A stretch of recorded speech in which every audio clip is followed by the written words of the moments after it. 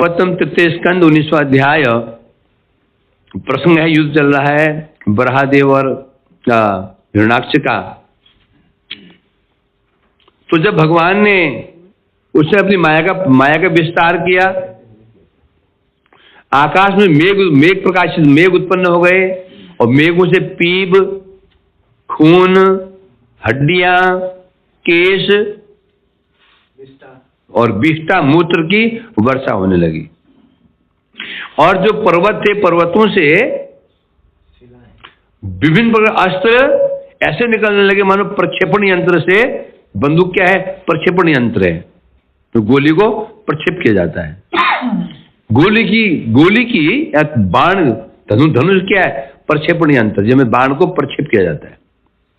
मानो इतनी तीव्र गति से वो अस्त्र आ रहे, मानो कि प्रक्षेपण यंत्र से छोड़े गए हों भगवान के ऊपर।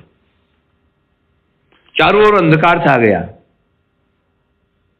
तारे वारे जितने भी नक्षत्र सब छिप गए।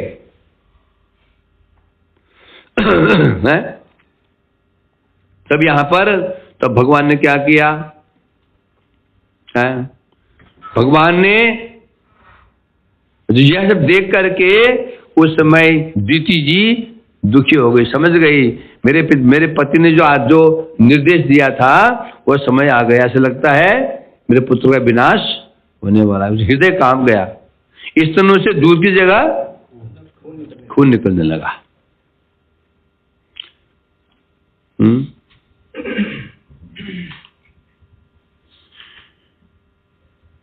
अब जब भगवान ने सारे उसकी माया को नष्ट कर दिया, व्युदस्तासु स्वमायासु भूयश्चावृज्य केशवम रुषो उपगुहमानो ददृश्य अवस्थितम वही।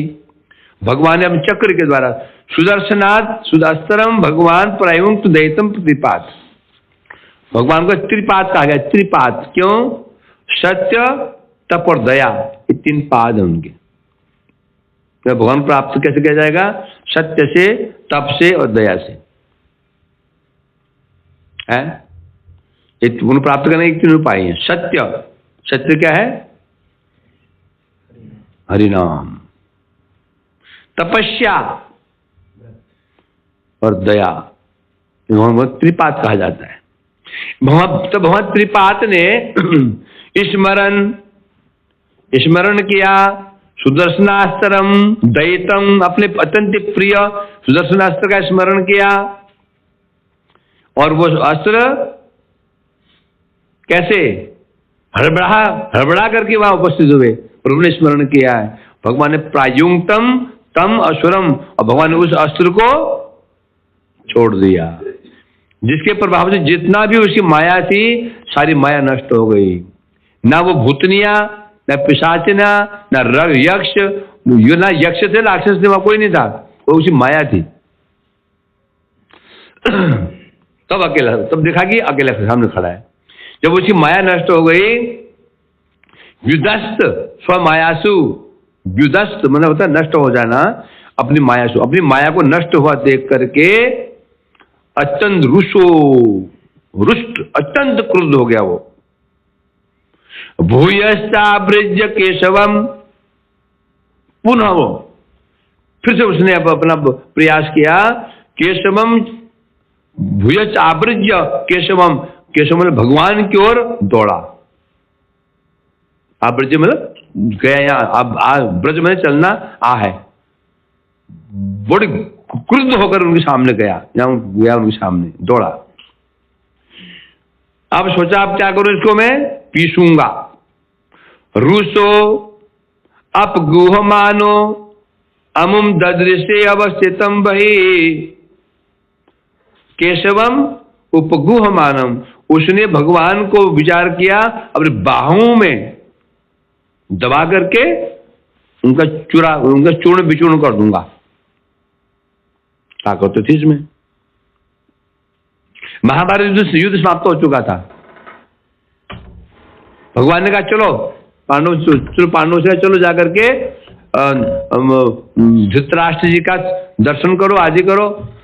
तो वहां पहुंचे, सब पांडव एक एक करके प्रणाम कर रहे थे भगवान को, धृतराष्ट्र को प्रणाम कर रहे थे, परंतु उनके हृदय में आग भड़क रही थी।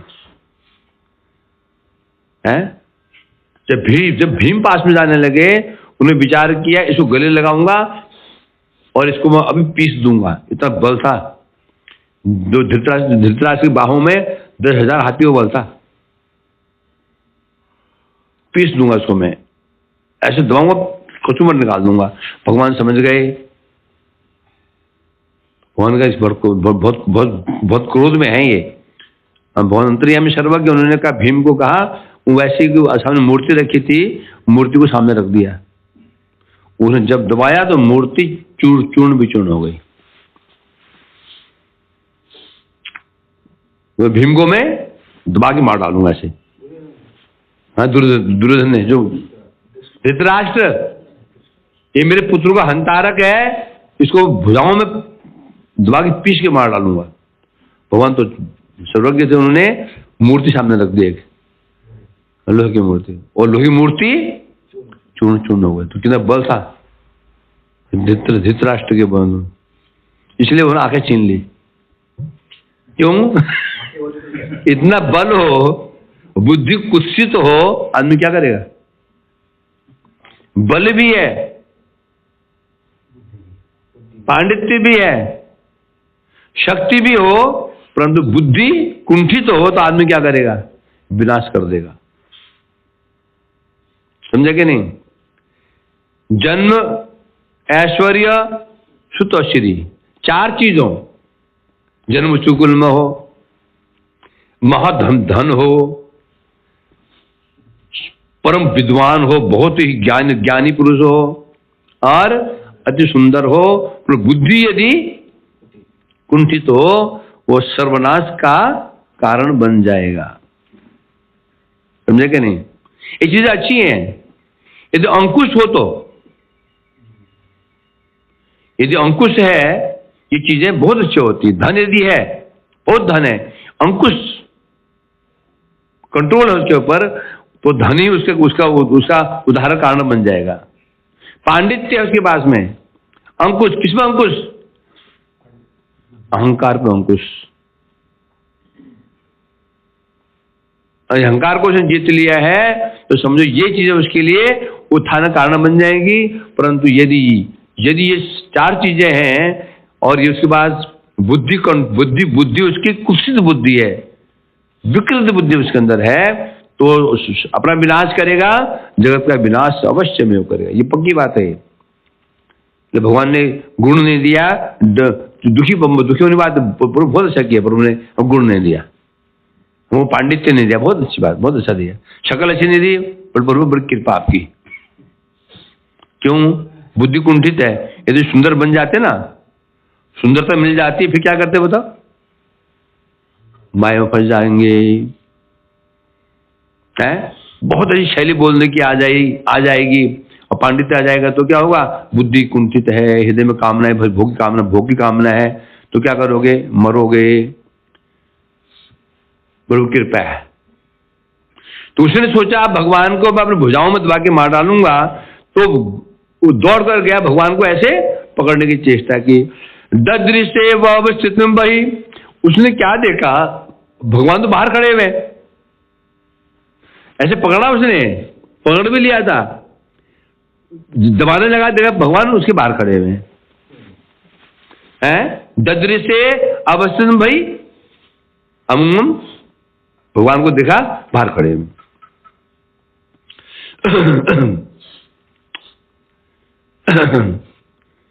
कैसे? उपगुह मानम, अपने भुजाओं में दबाकर मैं इसको मर्दन कर दूंगा, इनको मैं मर्दन दबा दूंगा, मसल दूंगा। तम मुष्टि भी विनिर्घंतम वज्र सारे अधोक्षजा करेण कर्ण मूले अहन्यता त्वाष्ट्रम मरुत्पति। उसका क्रोध और बढ़ गया। मुष्टि भी विनिघ्नतम, अब उसने मुक्का बनाया, अंगुली जोड़ी मुक्का बनाया, घुसा बनाया, और अधोक्षजम वज्र सारे, मुट्ठी भी कैसी थी? है वज्र सार। एक वज्र होता है उसका भी सार होता है, एक लोहा होता है, लोहे का भी सार क्या होता है? वज्र सार कहते हैं। एक लोहा होता है, एक स्टील होता है, हार्ड स्टील। लोहा कट जाता है, स्टील नहीं कटता।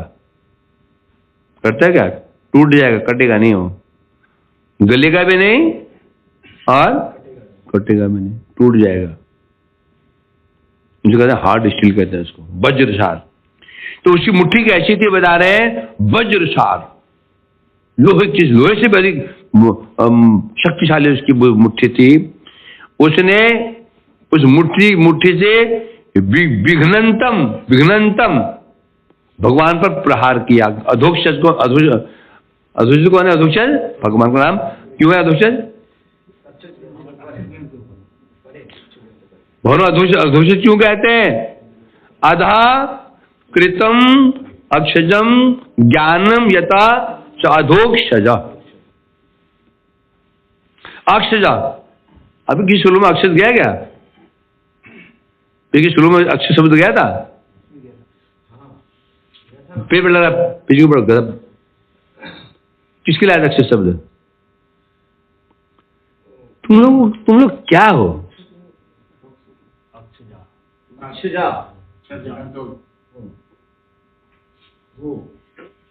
सब जाओ, जाकर के नल पे जाओ, चुल्लू पानी लाओ, नाक डुबाओ और ऊपर पहुंच जाओ। मैं एम्बुलेंस में आके ऐसा दाह संस्कार कर दूंगा।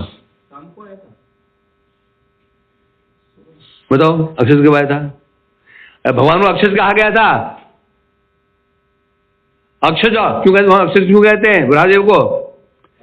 भगवान के नासिका से जन्म लिया। उससे पता ही नहीं है कि बोला भी क्या था। तो तब तो सो रहा था यहाँ पे बैठ के, पता नहीं ब्रह्मा जी की नासिका से निकले थे, इसलिए तो अक्षय क्यों कर रहे हैं? नासिका निकले तो अक्षय माने इंद्रिया। भगवान अक्षय, वराहदेव अक्षय है। अक्ष मने इंद्रिया, भगवान के नासिका से जन्म हुआ था वराहदेव से, भगवान को गया अक्षज। वो यहाँ अक्षज का अर्थ अलग है। अक्षज मन होता है अक्षराम, अक्ष मने इंद्रियों से उत्पन्न ज्ञान को अक्षज ज्ञान कहते हैं। जो पढ़ते लिखते हैं ना जगत में, ये ज्ञान अक्षज है। ये सामने आदमी गोरा है, ये काला है, मोटा है, पतला है, ये ज्ञान क्या हो रहा है? अक्षज। ये ज्ञान किसे हो रहा है? आंख से हो रहा है। ये नरम है, कठोर है, गर्म है, ठंडा है, ये किसे हो रहा है? त्वचा से। अक्षज। सोच रहे हैं जो, ये ज्ञान बुद्धि भी जड़ अक्षज। मन से जो इच्छा करते हैं ये ज्ञान, ये भी अक्षज। तो इंद्रियों से जो ज्ञान प्राप्त होता है उसे अक्षज ज्ञान कहते हैं। तो ऐसे ज्ञान को जो जिन्होंने नीचे कर दिया है, मतलब ऐसे ज्ञान के जो ज्ञान से ऊपर है, मतलब ऐसे ज्ञान के द्वारा जिनको नहीं जाना जा सकता, मुझे कहते हैं भगवान अधोक्षज। मतलब अक्षज ज्ञान जिनसे, इंद्रिय ज्ञान जिससे नीचे हो गया है, उसे कहते हैं अधोक्षज भगवान। कल पूछूंगा ना, अच्छा ये एक हुआ था क्या?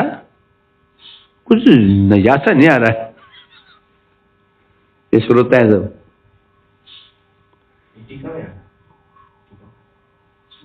श्लोक में आए, टीका में यह है ना तो अधोक्षज टीका है। मूर्ख चले सास सुनने। टीका में है, श्लोक में है, श्लोक में है वो।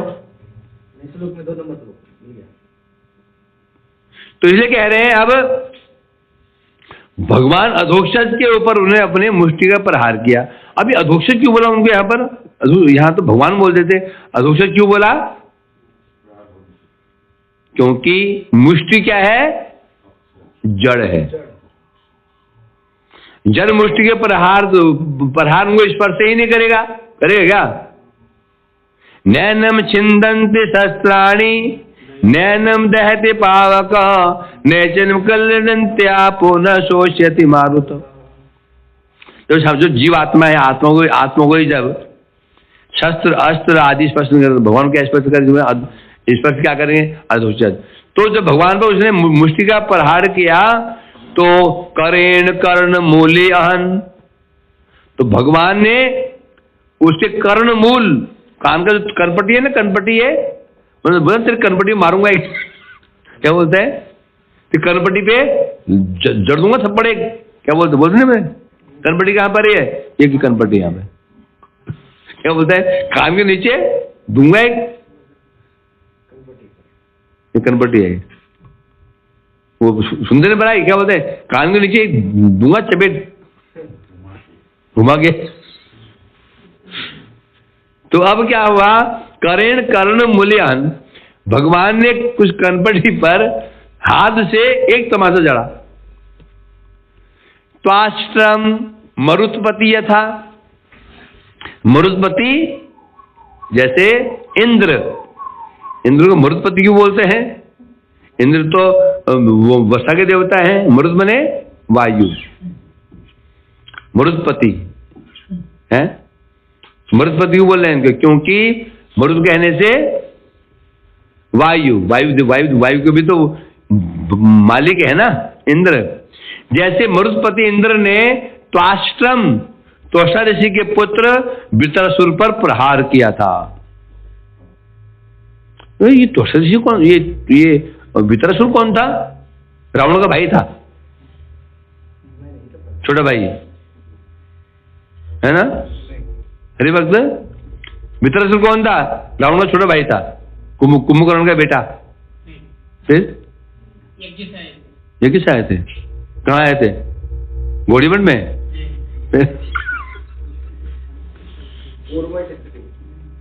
पूर्व में ये चित्रकेतु महाराज थे। अब हमारी समस्या मालूम क्या हो रही है? अब तुमको क्यों 4 साल हो गए, 5 साल हो गया, तुमको नहीं इतिहास का ज्ञान नहीं हो रहा है। वो अब ये ना समय नहीं कि तुम इतिहास पढ़ाया जाए, तुमको रोज एक उपाख्यान पढ़ना चाहिए।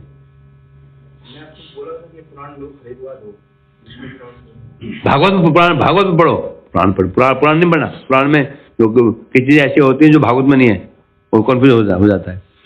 अब मैं तुमको एक वो दूंगा उपाख्यान, केवल कथा पढ़नी है, समझा कि नहीं? क्यों कथा पढ़नी है? कल धुंधुकारी को उपाख्यान है, पढ़ के आना है इसको, केवल कथा, तत्व नहीं। मैं सार पूछूंगा क्या होगा क्या होगा क्या होगा क्या होगा, बस। अमरीश का उपाख्यान, क्या उपाख्यान पढ़ना है? बस 2 मिनट तुम्हें उसको 2 मिनट में बोलना पड़ेगा। 2 मिनट में मैं 3 मिनट दूंगा उसको सुनाने के लिए, बस। ये तो कितने साल हो गए? 5 साल। तुम तत्व तो बहुत याद हो रहा है, जो इतिहास ही पता नहीं है। ना कर जाएगी है? पर वही बार अगर तुमको इतना में ये भी ज्ञान नहीं है, ये क्या नाम है, वृत्रासुर कौन था? समझा क्या नहीं? रोज कल का जो हमारे होमवर्क रहेगा क्या? धुंधुकारी उपाख्यान, बस केवल कथा, बस तत्व तो कुछ नहीं। कैसे जन्म हुआ, उस पिता का नाम क्या था, जन्म कैसे हुआ, ये ठीक है, ये जरूरी, बहुत जरूरी है। लिखो, पढ़ो, टांगो, पढ़ो। यस, मैं यहाँ खड़ा करूंगा तो तुम्हें 5 मिनट के अंदर पूरी कथा सुनानी पड़ेगी। मैं समझूंगा तो पढ़ाएगी नहीं, पर 5 मिनट में मुझे पता चल जाएगा। इतिहास जरूरी है जाना, जो ठीक है ना। तो हो ही रहा है, तो हो ही रहा है, तो तुम पारंगत हो रहे हो, मैं समझ रहा हूँ। परंतु साथ में हमारे समय इतना, क्यों हम ये ऐसे पढ़ रहे हैं ना, वहां तक पहुंचेंगे अगले जन्म में।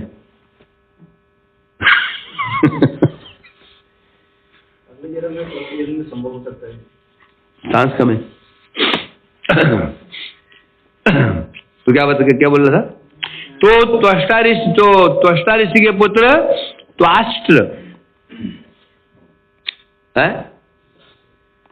तो अष्टादशी का इतिहास क्या है? तो अष्टादशी की पत्नी असुर कुल की थी, ऐसे महात्मा लोग कहते हैं। क्या कहते हैं? तो अष्टादशी तपस्या कर रहे थे वन में, पत्नी थी असुर कुल की। तो पहले ऋषि लोग क्या करते थे? गौवध करते थे, गोमेद, जो बूढ़ी गाय होती है उसकी हत्या कर देते थे, मार देते थे उसको, या फिर मंत्र सिद्ध करते थे। मंत्र के प्रभाव से गाय को फिर जीवित करते थे और गाय अब बूढ़ी ना होकर के सुंदर युवती, बिल्कुल जवान गाय बन जाती थी। ये प्रसंग कब आया था? जब महाप्रभु का शास्त्र हुआ था काजी के साथ में। प्रभु ने कहा, काजी ये तुम बताओ, तो तुम लोग गौवध क्यों करते हो? उसने कहा, तो क्या गौवध तो तुम्हारे शास्त्रों में तो है, गौमेध यज्ञ क्या है? ये गौवध जो है, अश्वमेध का ये यज्ञ, ये क्या हत्या नहीं है? तब महाप्रभु कहा था, ऋषि वर्ग गाय के मारते थे परंतु गाय को जीवित भी कर देते थे, बल्कि उस समय जब जीवित होने वाली गाय और भी जवान हो जाती थी। तो ये पाप नहीं है। क्या तुम लोग गाय को मारते हो, क्या उसे जीवित कर सकते हो? ये प्रसंग आया था चैतन्य भागवत में, याद है कि नहीं? हाँ बोलेगा, याद नहीं सुना तो? याद है, तो था, मैं सुना था। तब तो मठ में था बेटा, जब सुना था ये तो प्रसंग, जब मैं आया था तभी चल ही रहा था। चल रहा है? नहीं, तू लेट में आया था।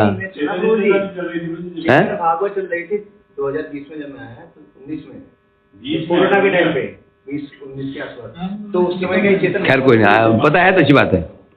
तो यहाँ बता रहे हैं, तो अष्टादशी वो गाय को मार दिया था और मंत्र सिद्ध कर रहे थे आंख बंद करके। ये कहीं लिखा है, पता नहीं, महात्मा लोग कहते थे। तो उसकी पत्नी तो असुर कुल की तो थी, इच्छा हुई मैंने कि गौमांस का चखा नहीं कभी, कैसा होता होगा। उसने थोड़ा सा चाकू लिया, गाय तो मरी हुई थी, पीछे थोड़ा मांस काट लिया कि बाद में उसको खाऊंगी मैं। ऋषि ने आंख खोली, मनुष्य हो गया, पानी फेंका और जल प्रोक्षण किया, गाय खड़ी हो गई। पीछे पर गाय की वो धार निकल रही खून की। बोले ये क्या हो गया कि यहाँ कोई जंगली पशु आया था, या कोई असुर आया था गाय की हत्या करके मुझे ब्रह्म हत्या का पाप चलाने के लिए। आंख बंद किया तो वो समझ गया कि अभी ये समझ जाएगा, ये करतूत मेरे को अभिशाप दे देगा। उसने तुरंत फेंक दिया, उसको फेंका तो छींटे पड़े, उसे बनी मसूर की दाल। तो मांस गिरा, उसे बना प्याज, हड्डी गिरी लहसुन, तीन उत्पत्ति हो गई। तो प्याज की उत्पत्ति हुई, मसूर मियाँ, मसूर मियाँ खाए, मसूर खाए मियाँ। बताओ तुमको, करीब 20-22 साल पहले, 20-22 साल पहले, 25 साल के आसपास, हम हाथरस जाते थे। हाथरस है ना, हाथरस, वहाँ दाल मिले हैं, दाल मिलों में दाल लाने जाते थे, भिक्षा मिलती थी, भिक्षा लेने जाते थे जन्माष्टमी के लिए। तो मसूर दाल मिलती थी तो हम उसको चेंज करके और दाल ले आते थे। तो एक बार मैंने सोचा चलो बहुत टाइम कम रह गया है, वहीं बदल लेंगे। एक बोरा 80-90 किलो मसूर दाल लेके मथुरा में आए। मैं उस दाल को लेकर पर दुकान में घूम गया, मैं किसी दाल ले नहीं। बोले महाराज तो यहाँ थोड़े मुसलमान थोड़े से ही हैं, दाल बिकेगी नहीं है, यहाँ नहीं बिकती। वापस ले गया मैं उसको, हम हाथ, और अब देखो तो हर दुकान में मसूर दाल है, ये मिल जाएगी। मसूर खाए मियाँ, ये शब्द एक कहावत थी पहले।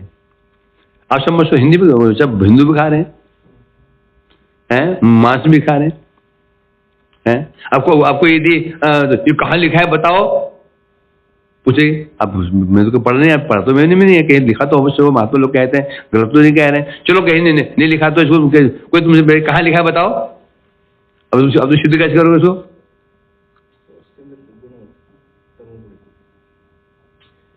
नहीं, क्योंकि भारतवर्ष में हजारों मंदिर हैं, किसी मंदिर में प्याज का भोग नहीं लगता, मशहूर का भोग नहीं लगता। क्यों नहीं लगता? एक मंदिर नहीं, हजारों मंदिर भारतवर्ष में है, किसी मंदिर में मशहूर की दाल भोग नहीं लगती। मशहूर होते ना, मशहूर तो फिर मलका भी कहते हैं उसको, हटा भी लाल लाल लिखते मशहूर दाल। वो मशहूर दाल किसी मंदिर में भोग नहीं लगती। किसी मंदिर में, बड़े बड़े प्रतिष्ठित जितने मंदिर हैं, तो क्यों नहीं लगती? तो सिद्ध हो जाता है, निषेध है। एक चीज होती है ना, एक चीज एक प्रांत में निषिद्ध होती है, एक प्रांत में, परंतु जो चीज यूनिवर्सल पूरे भारतवर्ष में ही निषेध है, तो क्या मानना पड़ेगा? कारण तो है, इसका मतलब ये जो दम है, ये कथा में दम है। क्यों? जो चीज है ना, वो किंवदंती। ये किसी ने कहा था, किंवदंती किसी ने कहा था, परंतु किंवदंती तो नहीं है ये। किंवदंती तो केवल एक मोहल्ले के लिए हो सकती है, एक राज्य के लिए हो सकती है, पूरे देश के लिए नहीं हो सकती। हो सकती क्या? तो जब पूरे शास्त्रों में निषेध है इसका मतलब कहीं नहीं कथा, तो कथा में दम तो अवश्य। वही त्वष्टा ऋषि के पुत्र हुए कौन? विश्वरूप। इसीलिए विश्वरूप क्या कर रहा था, जब इंद्र ने उसको नियुक्त किया पुरोहित के रूप में, सोचा असुर भी तो मेरे भाई हैं, तो वो बीच में क्या करता था, देवताओं को तो आहुति दे रहा था, साथ में चुप करके कुछ मंत्र असुर को दे रहा था। इंद्र ने कुछ मंत्र को स्पष्ट बोलता है, कुछ मंत्र फुसफुसा रहा है, कान लाल, ये तो असुर को भी दे रहा है मंत्र, आहुति दे रहा है। तो उसे 3 मुख थे, तो 3 उसके सिर काट दिया, उसके 3 मुख थे विश्वरूप के। तब इंद्र को लग गई ब्रह्म हत्या। उसका बदला लेने के लिए त्वष्टा ने फिर यज्ञ किया। उस यज्ञ से उत्पन्न हुए वृत्रासुर। चित्रकेतु ही थे, लंबी चौड़ी कथा है वो।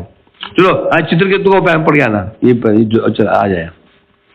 चित्रकेतु कौन थे, असुर कैसे बने, पूरा इसको केवल कथा रूप में 8 बजे क्या 3 मिनट है।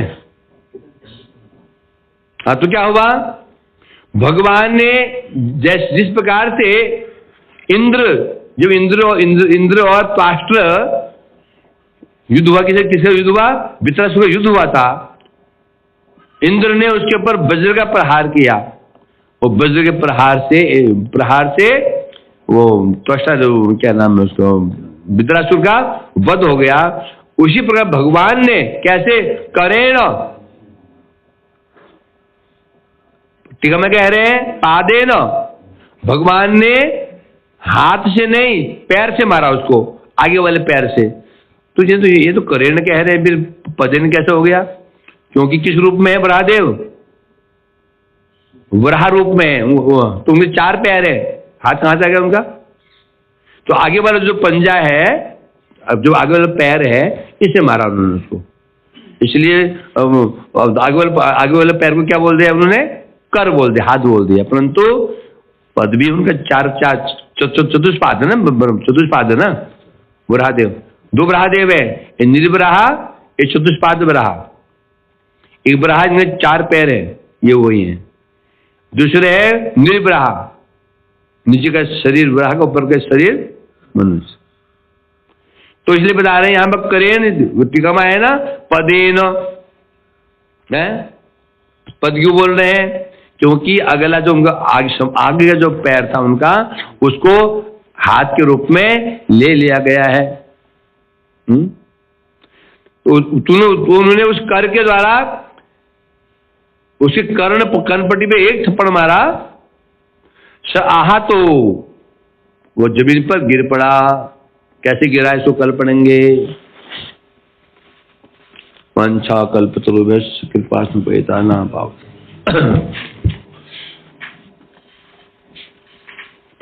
क्या नाम